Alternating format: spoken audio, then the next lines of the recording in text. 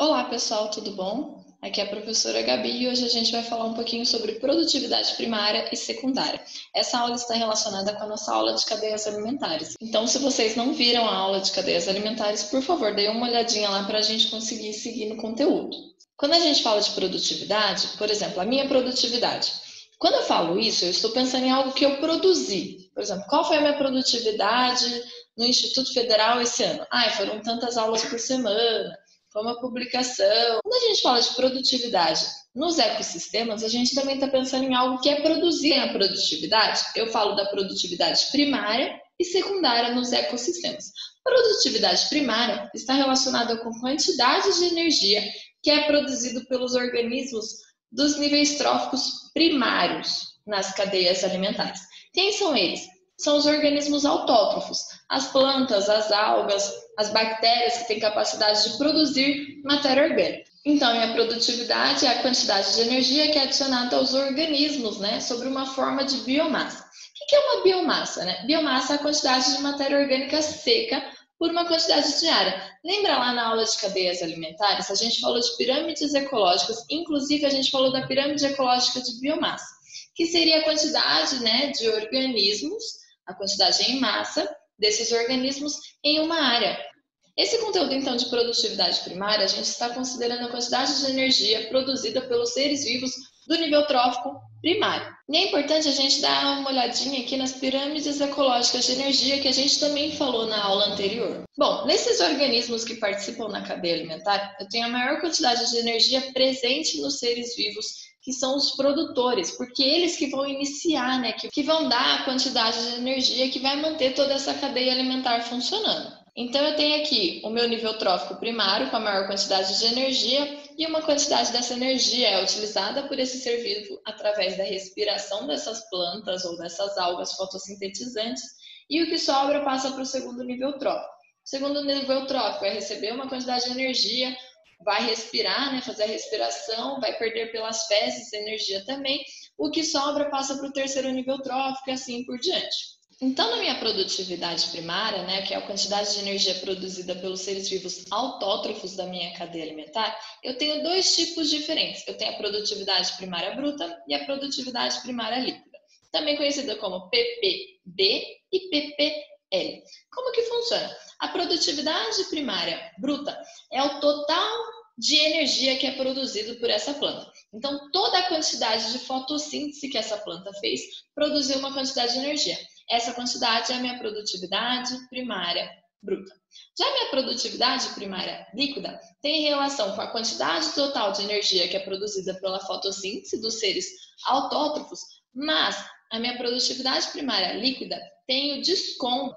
Então, a minha PPL vai ser igual à minha PPB, a minha produtividade primária bruta, que é a quantidade de fotossíntese, quantidade de energia produzida, menos a taxa de respiração celular desses seres vivos autótrofos. Lembrando aqui duas coisas que a gente falou na aula de cadeias alimentares. Os seres vivos autótrofos são os que têm capacidade de sintetizar matéria orgânica.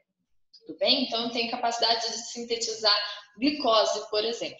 E esses seres vivos, eles também têm a taxa de respiração deles para produzir energia para fazer as funções desse ser vivo. Por exemplo, divisão aqui só um esqueminha demonstrando, né, que a minha produtividade primária líquida é igual à minha produtividade primária bruta, que é a quantidade de matéria orgânica produzida na fotossíntese, menos o consumo. Esse consumo que é a quantidade de respiração celular feito por esses organismos autótrofos. Algumas coisas que a gente tem que prestar atenção é quais são as condições do ambiente que podem aumentar minha produtividade primária e quais são as condições do meu ambiente que podem diminuir a minha produtividade primária.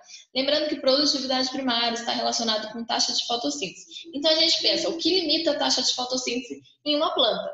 O que a planta precisa para fazer fotossíntese? Lembrar lá pelas minhas plantas. Eu vou ter água sendo absorvida pelas minhas plantas. Eu tenho energia luminosa solar, né, que vai servir de energia para a síntese de matéria orgânica. E tudo isso vai produzir matéria orgânica, que é muitas vezes representada pela molécula de glicose C6H12O6 e a liberação de oxigênio. Então, tudo que vai entrar na minha fotossíntese é uma coisa que pode limitar a minha produtividade primária. Então, a água, se eu tenho muita quantidade de água, se eu tenho pouca quantidade de água, vai afetar minha fotossíntese. Concentração de CO2, se eu tenho muito, se eu tenho pouco, afeta minha fotossíntese. A temperatura, né? A temperatura nas plantas, ela está relacionada com a abertura e fechamento dos estômatos das plantas. Essa abertura e fechamento dos estômatos das plantas acabam regulando a quantidade de CO2 que vai entrar nessa planta e, consequentemente, acaba regulando a taxa de fotossíntese. A intensidade luminosa, né, a quantidade de acesso aos raios luminosos solares afetam a fotossíntese. E também a genética da minha planta pode ser uma planta que tem uma genética com maior capacidade fotossintética. A posição das folhas, né, se elas estão numa posição que vai ter uma captação maior de luminosidade e assim por diante. Se essas plantas são plantas de copa com maior acesso à luminosidade, se são plantas de uma área mais sombreada e assim por diante. Então, olha aqui, eu tenho esse esqueminha da temperatura e a taxa fotossintética. E eu vejo que a minha taxa fotossintética aumenta até uma temperatura ótima. Essa temperatura ótima aqui seria a maior quantidade de taxa fotossintética que eu tenho, a de CO2 que eu tenho na atmosfera e a minha taxa de fotossíntese. Eu consigo ver aqui que se eu tiver uma pouca quantidade de CO2 na atmosfera, eu não tenho uma grande capacidade fotossintética, até que eu chegue num ponto de CO2 ótimo para que ocorra a máxima dessa fotossíntese da planta.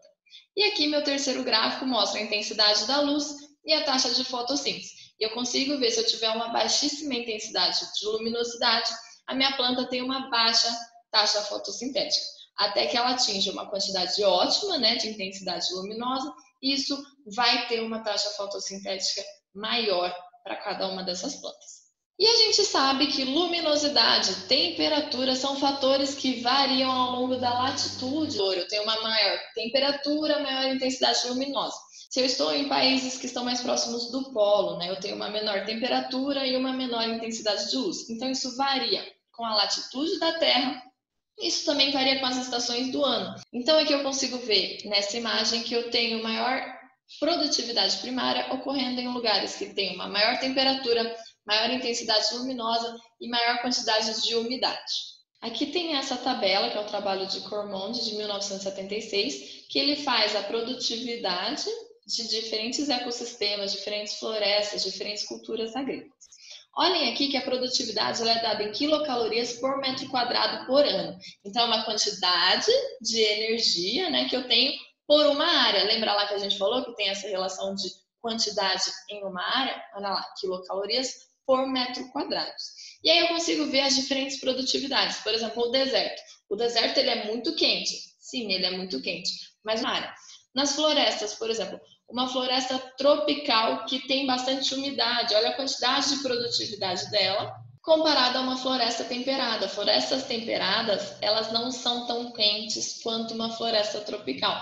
Então, por essa diferença de temperatura, eu tenho diferentes produtividades. E assim por diante. Então, a produtividade secundária, né, a quantidade de energia, a quantidade de produtividade no nível trófico secundário. Se eu tenho uma grande produtividade secundária, é porque eu tenho uma grande produtividade primária, né, uma relação direta de quanto maior a produtividade primária, eu posso ter uma maior produtividade secundária, ou se eu já tenho uma pequena produtividade primária, eu já vou ter uma menor produtividade secundária, elas têm uma relação. E aqui nós também temos a produtividade secundária bruta e a produtividade secundária líquida. Sendo que a produtividade secundária bruta é a produtividade secundária líquida menos a taxa de respiração desses seres vivos. Essa quantidade, né, de produtividade secundária, ela varia de acordo com algumas coisas. Ela pode variar porque não é toda a biomassa que é consumida pelos seres vivos do nível trófico secundário, pelos herbívoros, né, dessa cadeia alimentar. Além disso, uma grande parte dessa biomassa que é ingerida, ela é perdida no formato de fezes em biomassa. Ela pode ser perdida em forma de calor, que é essa perda através da respiração celular. Então aqui a gente consegue identificar 3 formas de destino, 3 formas do que acontece com essa energia nos níveis tróficos secundários. Aqui só uma forminha de resumir o que é a biomassa, é a massa pela unidade de área. O que é a produtividade? É a produção de biomassa, né, que tem essa relação com a área. A produtividade ela pode ser primária e secundária. Se ela for primária, é do nível trófico primário, se ela for secundária, é do nível trófico secundário. E ambas têm a produtividade bruta e líquida. A produtividade bruta é a quantidade total de energia, a produtividade líquida é a quantidade total de energia, né, produzida ou recebida, menos a taxa de respiração. E essa energia, né, que está na produtividade dos ecossistemas, dos organismos que estão no ecossistema, que estão fazendo parte dessa cadeia alimentar, elas podem ter 3 categorias de eficiência na transferência dessa energia de um ser vivo para o outro ser vivo, que é a eficiência de consumo, a eficiência de assimilação e a eficiência de produção. A eficiência de consumo está relacionada com a quantidade de energia que estava disponível no nível trófico e que pode ser consumida no próximo nível trófico. Então, por exemplo, eu tenho um organismo nível trófico secundário, um organismo nível trófico terciário. Ele tem essa quantidade de energia aqui. Quanto que vai ser consumido pelo meu nível trófico terciário? Essa quantidade que pode ser consumida pelo meu nível trófico terciário não é a total, ela é menor. Então, a quantidade de energia que pode ser consumida pelo próximo nível trófico é conhecida como eficiência de consumo. Então, é a produtividade total disponível que pode ser consumida e ingerida pelo próximo nível trófico. Olha lá, eu tenho esse nível trófico com toda essa quantidade de energia aqui em preto e em azul. A quantidade em azul é a consumida pelo nível trófico secundário, tá? Porque a gente tem algumas partes que não conseguem ser consumidas, por exemplo, ossos e assim por diante. Isso é de consumo. A eficiência de assimilação é a quantidade de energia que foi consumida e que consegue ser assimilada e entrar no metabolismo, que consegue ser utilizada para esse meu metabolismo. Aqui no mesmo esqueminha lá, o nível trófico, quantidade total de energia. O que pode ser consumido é um em azul que está aqui, ó. Desse total que é consumido, apenas uma porcentagem pode ser assimilada e utilizada para o seu metabolismo. E a eficiência de produção? É quando eu tenho a energia depois de assimilada, que ela pode ser convertida em biomassa, em massa significativa para esse ser vivo. Então, o meu nível trófico terciário daquele exemplo, ele assimilou uma quantidade, mas quanto dessa quantidade foi utilizada para a produção de biomassa, de massa desse ser vivo? Isso, a quantidade que ele utilizou para a produção de biomassa, de massa dele, é a eficiência de produção.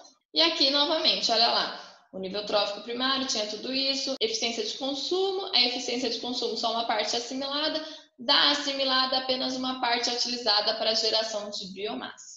E quando eu faço essa regrinha aqui da minha eficiência de consumo vezes a minha eficiência de assimilação vezes a minha eficiência de produção, eu vou ter a minha eficiência ecológica de energia. Como que eu sei o tamanho, né, de cada um daqueles níveis tróficos, de cada um daqueles degraus que estão na minha pirâmide de energia? Eu sei isso por causa da minha eficiência ecológica, que é através dessa fórmula aqui. E tem a lei dos 10%, né, de que aproximadamente 10% da energia total é passada para o próximo nível trófico. E é isso que eu gostaria de falar para vocês sobre produtividade primária, secundária, produtividade líquida, bruta e as porcentagens de eficiência ao longo das minhas produtividades. Muito obrigada pela atenção de vocês, eu espero que vocês estejam bem, se cuidem e até mais.